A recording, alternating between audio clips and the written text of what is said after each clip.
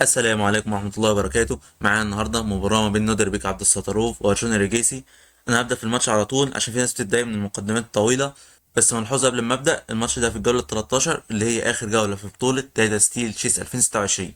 ومعانا هنا أرجون ريجيسي والقطعة البيضاء. يبدأ الماتش بال E4. يرد عليه نودر بيك عبد الستاروف E5، نايت F3، نايت C6، بيشوب C4، بيشوب C5. لاين معروف، لاين هادي من الإيطاليان جيم. هنا بقى ارجون ريجيسي يبدأ بالنقلات اللي بره الداتابيس، مش بره الداتابيس بس، نقلات غريبة عن المستوى العالي ده. يعني في المستويات العالية غالبا ما بيلعبوش لبعض جامبيتات، بس هنا ارجون ريجيسي يلعب الايفنتس جامبيت بالبي 4. قعد سطروف ما يفكرش كتير، يعني هو حرفيا فكر حوالي نص دقيقة بس، وكان البدء بالبيشوب. رد عليه بال سي 3. سي 3 دي عايز ايه؟ لما البيشوب يرجع هنا مثلا، كوين تطلع على البي 3 ويضغط على بيدا الاف 7. تمام.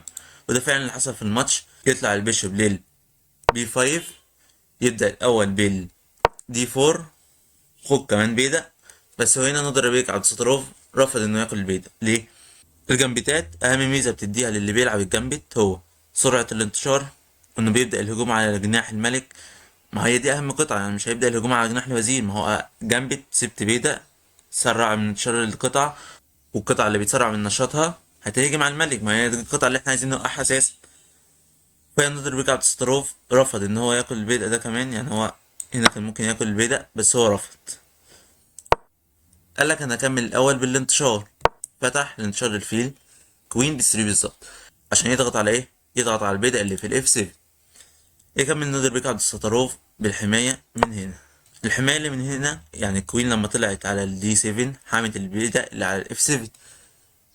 بس انا كنت افضل، يعني انا اكيد مش بعدل عليه يعني، بس انا بقول لكم النقله اللي انا غالبا بلعبها عشان اوريكم برضو اللاين بتاع السكوتش جامبت. هنا كوين من هنا ليه؟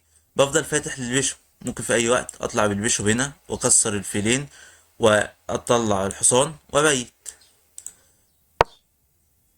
في هنا بقى لاين عايز اوريه لكم، بيبقى برضو نفس الافكار ونفس التشكيله البيضاويه شويه، مع ان البيضه ده مبيبقاش موجود. بس عايز اوريه لكم اللي هو في السكوتش جامبت. نرجع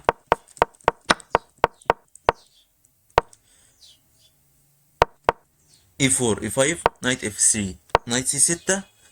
بدل بقى، يعني بدل لما البيشوب ده يطلع هنا وهنا والعب الايفنز جامبت، لا، في هنا بقى السكوتش جامبت. ايه هو السكوتش جامبت؟ دي 4. تلعب دي 4، ياكل البيضة. لو كلت بالحصان ده سكوتش جيم عادي، بس انا مش هاكل بالحصان، انا هكمل في الجامبت بتاعي. وفايدة الجامبت هنا سرعة انتشار القطع، والضغط على بيادق جناح الملك والهجوم على الملك. بيشوب سي 4. هيرد عليا هنا مثلا بكش، نفس النقلة مثلا اللي اتلعبت. ما هو لما كان البيضة، يعني هو ارجع في الايفنتس جنبت النقلة ديت لما اتلعبت كان هنا بالبيضة، فمثلا نفس النقلة اتلعبت. وغالبا دي برضو من الردود الشائعة على السكوتش جامبت. اكمل هنا بالسي 4، كل البيضة، اكل البيضة، ارجع بالفيل، اكمل بنفس النقلة كوين هات البيضة. ساعتها بقى تبقى اجباري انك تحمي بالكوين هنا. هتقولي ليه يا عم؟ هطلع بالنايت على اتش 6 وبرضه حميت البيت. اقول لك والبيشوب اللي هنا ده بيعمل ايه؟ شيل شيل شيل. وبرضه النقله دي، يعني سيبك من النقله دي، هي الكوين هتطلع هنا تحمي البيت. في نقله بقى هتقابلنا برضه في الماتش اللي هي النقله دي. النقله دي برضه ضروريه في سكوتش جامبت. هي غلط ماشي عشان سيبنا البيضة هنا، بس انا بقول لك الفكره. يعني بعد لما تحمي البيضة او بعد التبييت مثلا، يعني مثلا طلعت هنا بيت، في النقله ديت مهمة جدا في السكوتش جامبت برضه بالنسبة للاعب الاسود. برضه نقدر بيجي عبد الستاروف هيراعي كده ويلعبها برضه في الماتش بتاعه. نرجع للماتش.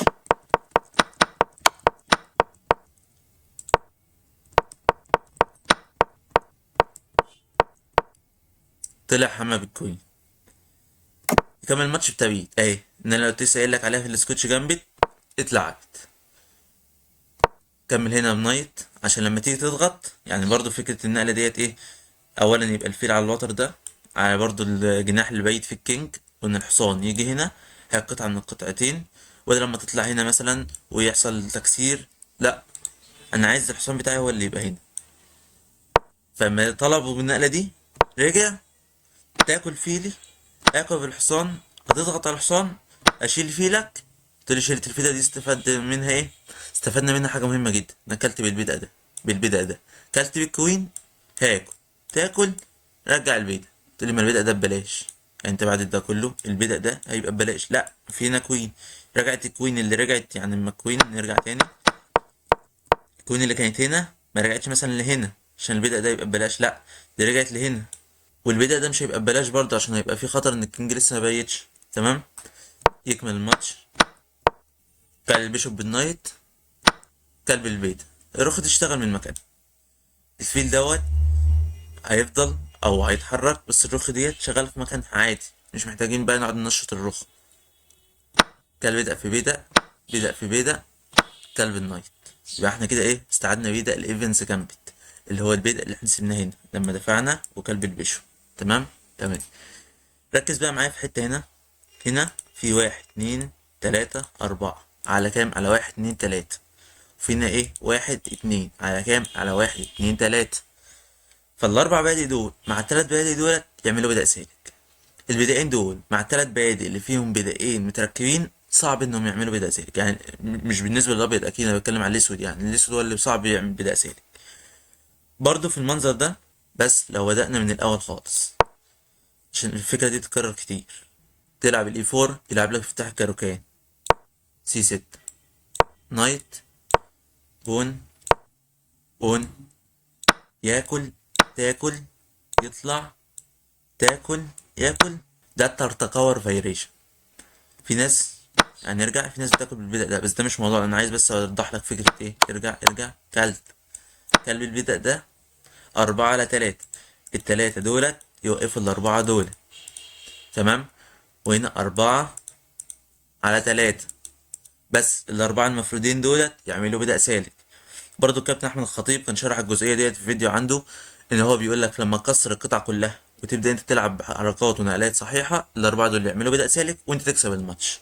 إنما التلاتة دولت بالنقل الصحيح تقدر توقفهم بالتلات بادئ دولت وما يعملوش بدأ سالك، وأنت اللي تكسب الماتش. يبقى أنت معاك بدأ سالك دعمه بالكينج تكسب الماتش.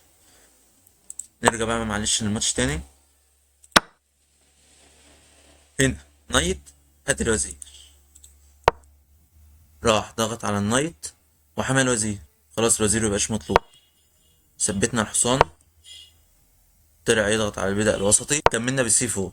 السي 4 ده عايز ايه؟ عايز ان البيشوب يجي هنا يشتغل من البي 2 على الوتر الطويل كله، يعني البيشوب لما يجي هنا يبقى شغال على الوتر ده كله. وفعلا بيتنا طلع بالفيل، ضغط على الوتر الطويل. النقلة دي فايدتها ايه بقى؟ فايدتها ان يفتح المجال لتنشيط الفيل. انت لو خدت بالك الوزير ده من اول الجيم، يعني نرجع قبل النقلة ديت، هو الفيل مقفول عليه. الوزير ده من اول الجيم كان على الدي 8 في مكانه الطبيعي. لما الوزير اللي كان هنا والفيل الابيض اللي كان هنا كانوا ضاغطين على مربع الاف 7، الوزير طلع على الدي 7 حمل بيت. ولما ال ولما اتحرك تاني على مربع السي 6 والطلب بالحصان، رجع تاني على مربع الاي 6 برضو قافل على الفيل الابيض.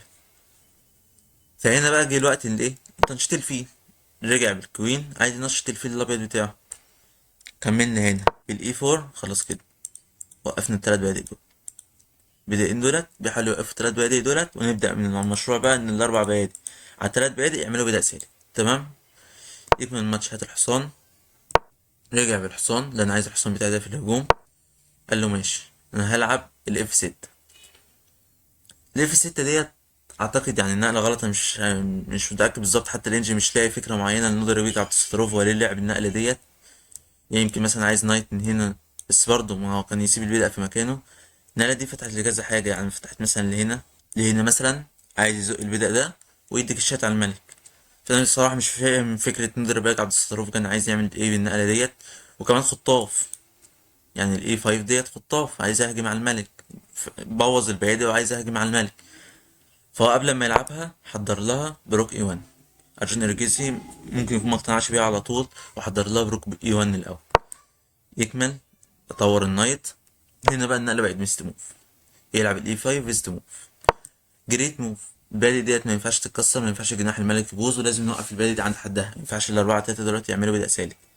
النقله دي بقى اللي شاف الفيديو اللي فات مع ماتش هانز مكنيمان وكيش دي موراجو. النقلة دي اتلعبت برضه في الماتش. ليه؟ عشان نفس الفكرة، وقف البيادق، ما تتقدمش اكتر من كده، ما يبقاش فيه بدء سالك. بس النقلة بقى اللي كانت في ماتش هانز مكنيمان وكيش دي موراجو، اللي ما اتفرجش على الفيديو اللي فات، فيديو جميل جدا تروح تتفرج عليه. كان في نايت هنا، والنايت ده انا عايزين نطوره باي شكل، وكان البون هنا، فلما اتزق مرتين كان في اكل بالمرور. بس النايت ده كان هيجي ويتسنتر هنا ويعتبر اتنشط بدل ما كانه هنا ويتحول لمكان احسن. تمام. وقفنا البيادق، خلاص نضغط على البيادق. في النايت اللي جه هنا جه يضغط على البيادق دي، يكمل الماتش بهات النايت. ده اللي بس ساب بيدا، عندك حق، وده اللي حصل في الماتش. كان البيدا ضغط على الحصان، حصان محمي بالوزير بس مضغوط عليه باتنين، رجع بالحصان اهو. البيدا ده اللي اتساب مجانا برضه. هتقولي سابه مجانا ازاي؟ اقول لك ما هو مقابل البيدا ده، يعني هو خد البيدا اللي كان هنا بس ساب البيدا ده. خلاص البيدا ده بقى سالك، هيبدأ يزقه ويدعمه بالقطع. تمام. يكمل الماتش، كل البيدا. يكمل الماتش، نايت بيطور من النايت وعايز يكسر الحصانين. رفض التكسير وقال له انا عايز لما اكسر تاكل، اكل البيضة من غير ما احرك الوزير، يعني من غير ما قبل كده اكل الوزير ده. وساعتها البيدق ده بيسقط، والبيدق ده بقى سالك وبقى فيه خطر على الملك. تمام. يكمل الماتش، خلاص هات الحصان، كلب الوزير. والفيل ده هيفضل قاعد، مهمته الوحيدة ما يفتحش الوتر الطويل للبيشوب. ان يمكن مثلا الوزير يجي يتعاون معاه من المربع هنا، الروك تطلع وتتعاون معاه، وان برضه في نفس الوقت مش فاتح الوتر الطويل، وفي نفس الوقت مثبت البيدق ده، البيدق ده ما يتقدمش اكتر من كده. تمام. يكمل الماتش بروك. النقلة ديت غلط، البيضة ده هيبدأ يضغط عليه. في النقلات الجاية نشوف ازاي هيرفض ياكله كذا مرة بالوزير، ولازم ويكون برضو الانجن متفق معاه في الكلام ده، ان هو ياكله بالروك او بالفيل ويخلي الوزراء على البورد عشان الهجوم ينفع. يكمل الماتش، هات تكسير، كسرنا، هات الوزير. بص بقى النقلة دي، راح طالب ايه؟ الرخ. يعني النقلة دي مش نقلة وخلاص، اللي هو مثلا بأي طريقة ما يزحلق الرخ ويجي هنا ويضغط، مع ان المربع ده ممسوك بس مثلا يزحلقها يجيبها هنا ويضغط. لا، هو هنا عايز الرخ. يكمل، هات الوزير، خلاص انا اروح من على الجناح التاني هاجم من الناحية التانية. يكمل الماتش بروك اي 3. النقلة دي غلط ليه؟ عشان راح على طول من توربيك عبد الستروف وربط له الرخ. عايز اوريكم حاجة برضو، يعني الفرق عن الماتش اللي فات ما بين هانز بوكنيمان وكوتش دي مناجول الوقت. يعني بص، 42 دقيقة، مع ان ملعوب قصاده جامبت، وادام ارجون انريكيسي لعب جامبت يبقى هو محضرهم. يعني جامبت وتحضيره في نفس الوقت، ما فيش حد هيروح يلعب جامبت كده في المستويات العاليه دي من غير ما يكون محضر له نقلات. ما انت رايح تسيب بيضه وخلاص، ما ينفعش، وبالذات في المستويات العاليه دي. يعني في المستوى مثلا 1500 1600 على تشيزكوم، من المستويات ديت عادي انت ممكن تسيب بيضه اللي قصادك يغلط فتستعيد البيضه او تستعيد القطعه وتبدا تعمل تشن هجوم جامد. بس في المستويات العاليه دي ما ينفعش. فين بعد ما ربط الرخ لعب نفس الملك، يمكن اطلع مثلا استخبى بالملك هنا او استخبى بالملك هنا من غير ما يكون باك رانك تشيك ميت. كمل عليها، هات البيضة. عايز البيضة بايه؟ بالرخ. والبيضة ده على ايه؟ على ابيض. مرضيش ياكله عشان ما يكسرش، ومرضيش ياكله بالفيل عشان البيضة ده ما يتزقش. فهمت قصدي؟ فيكمل الماتش، هات انت الوزير الاول، وخلاص ما بقيش في ربط بقى. قال له خلاص انا هديك كش، كلت، اكل بكش، اتحرك بالملك، اروح اكل الفيل دوت وخلاص كسبت الماتش. لا يا عم خلاص انا مش هاكل بالوزير، انا هطلع احمل الرخ بتاعتي، ودلوقتي انا اللي عايز الرخ بتاعتك. قال له طب كمان كش. اضطر هنا انه ياكل، اكل الرخ، عايز الفيل، رجع حمل فيل برضه. النقله دي معلش، كوين عايز الفيل وعايز البشه في نفس الوقت، فرجع بالوش مسك الوتر الطويل تاني، وفي نفس الوقت حمل بيضة، فرجع بالكوين، خلاص هات البيضة. طلع بالكينج، يطور الكينج بقى، حاسس ان هو خلاص هيكسر وهيطلع هيروح على نهاية.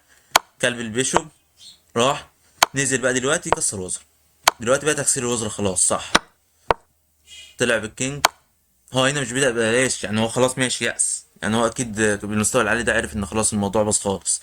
بس مش بدأ بلاش على قد ما هو ان هو يروح يستعيد البدأ ده، واتنين على واحد ويمكن نقدر نعمل بدأ سالك. والكينج في وش البدأ دي مع البدأ ده يمكن يقدر يوقفهم، ما ده اخر حلول خلاص، هو بيحاول يلاقي اخر الحلول. يكمل الماتش بهات بدأ من البدائيين.